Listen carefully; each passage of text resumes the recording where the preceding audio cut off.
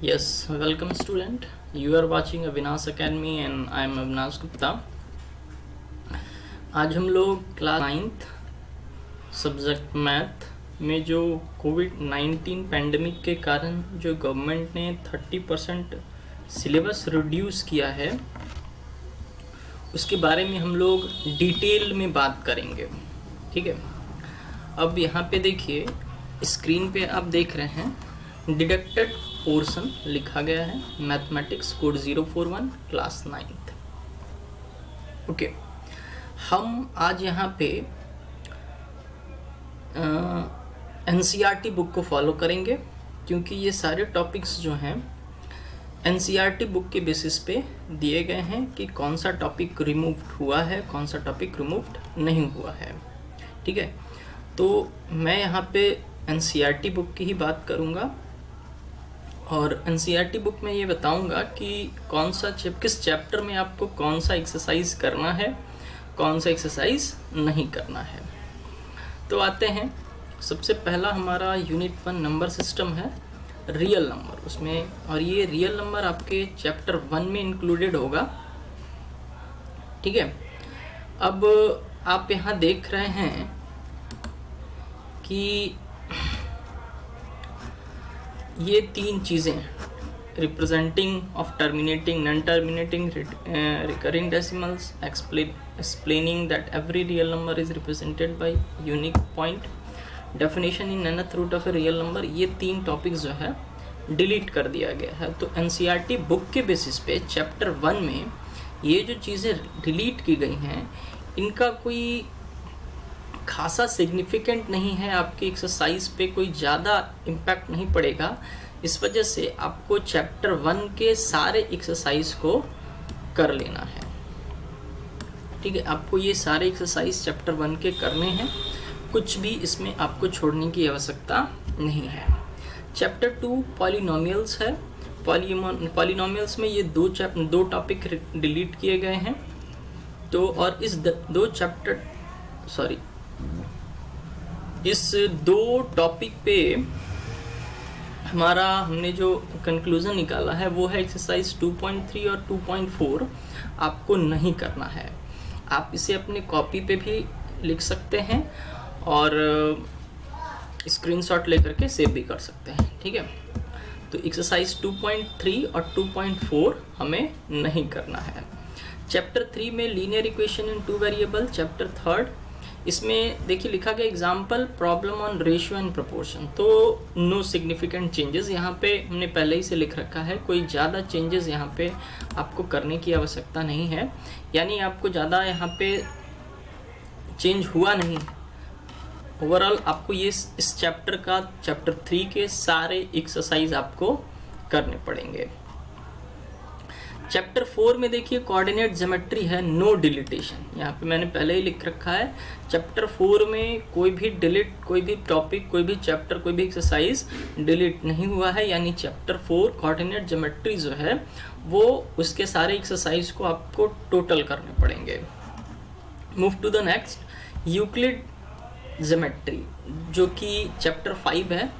तो चैप्टर 5 आपका totally delete कर दिया गया है ना, डिलीट द चैप्टर यहाँ लिखा गया है, यानी चैप्टर 5 आपको नहीं पढ़ना है, चैप्टर 5 आपको पढ़ना ही नहीं है। ठीक ना, आगे आते हैं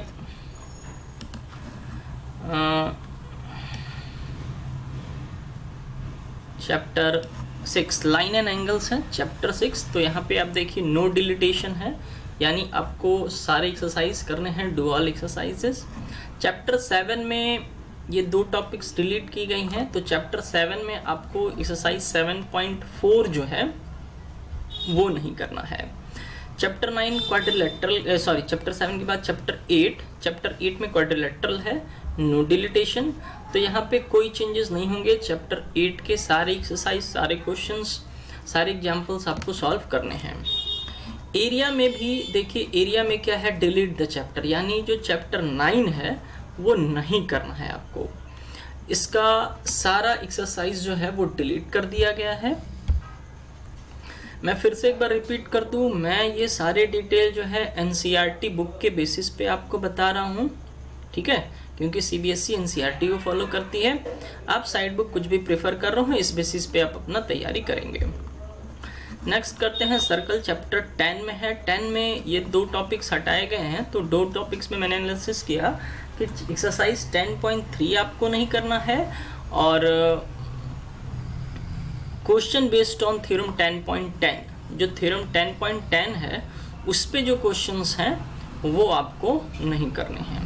कंस्ट्रक्शन में ये जो लिखा है, construction of A triangle of A given perimeter and base angle, ये एक 2 या 1 क्वेश्चन है चैप्टर 11 का सेकंड एक्सरसाइज का, तो यहाँ पे कोई सिग्निफिकेंट चेंज है नहीं, तो आप इसको पूरा ही कर ले तो कोई दिक्कत नहीं है। फिर मूव करते हैं नेक्स्ट चैप्टर 12 में। चैप्टर 12 में आपको एप्लीकेशंस ऑफ ह्यूरोन्स फार्मूला नहीं पढ़ना है, यानी एक्सरसाइज 2.2 जो है वो आपको नहीं, सॉरी 2.2 मैं कह रहा हूँ, एक्सरसाइज 12.2 वो आपको नहीं करना है। ठीक है, आइए फिर चैप्टर 13 में देखते हैं, सरफेस एरिया नो डिलिटेशन।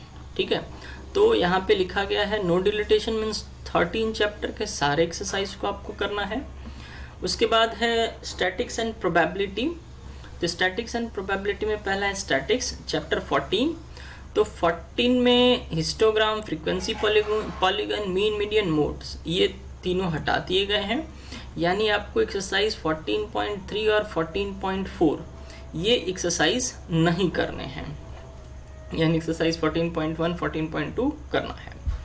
उसके बाद है प्रोबेबिलिटी, लास्ट आपका चैप्टर, टोटल चैप्टर आपके 15 है, ये लास्ट चैप्टर है, चैप्टर नंबर 15, नो डिलिटेशंस।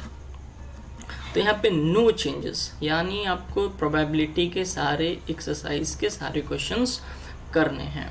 ठीक है बच्चों, तो ओवरऑल मेरा भी जो कंटेंट होगा वो इसको एक्सक्लूड, इन सारे चैप्टर्स को एक्सक्लूड करके ही होगा। ठीक है, और ओवरऑल मैं बच्चों को यही कहूँगा और अपना यही सजेशन दूंगा कि आप फर्स्ट ऑफ ऑल ये जो सिलेबस, रिड्यूस्ड सिलेबस है, इसे आप कंप्लीट कर लें। ठीक है, और इसको कंप्लीट करने के बाद ऐसा नहीं है कि आपके पास टाइम बचा है और आप इसे ना ही पढ़ें, क्योंकि अगर नहीं पढ़ेंगे तो इन हायर क्लासेस आपको दिक्कत आएगी। ठीक है, तो जो बच्चे कनेक्टेड हैं हमसे, मैं उनको पूरा, यानी पूरी 15 के 15 चैप्टर्स जो प्रीवियस सिलेबस था पेंडेमिक से पहले, वो सारी चीज़ें मैं बताऊंगा। ठीक है, एग्ज़ाम में एक चीज़ और रिमेंबर कर लीजिएगा, दिमाग में बिठा लीजिएगा, एग्ज़ाम में बस जितना मैं बताया हूँ, जिन चैप्टर को मैंने करने को कहा है, जिन चैप्टर को मैंने छोड़ने को कहा है, उससे नहीं आएगा, जिन चैप्टर को करने को कहा है उनसे आएगा। एग्ज़ाम में जो चैप्टर डिडक्ट कर दिए गए हैं उससे क्वेश्चन नहीं आएगा, लेकिन उसका नॉलेज आपको रखना है। नॉलेज रखने से आगे सीनियर क्लासेस में आपको दिक्कत नहीं आएगी।